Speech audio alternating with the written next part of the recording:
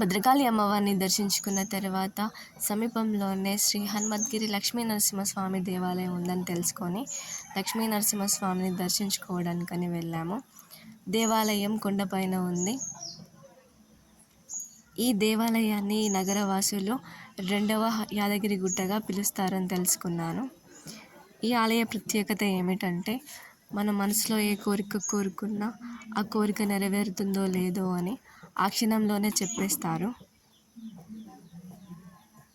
అది ఎలానో తెలుసుకోవాలంటే ఈ ఆలయానికి వచ్చి లక్ష్మీ నరసింహస్వామిని దర్శించుకోవాల్సిందే.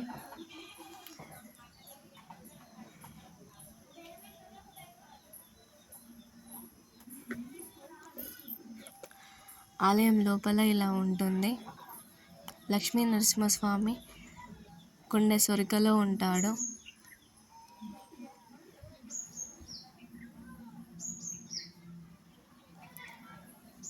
దేవుడి పక్కనే కోనేరు ఉంటుంది. ఇక్కడ లక్ష్మీ నరసింహస్వామి కవచ రూపంలో ఉంటాడు, స్వయంభుగా వెలిశాడు.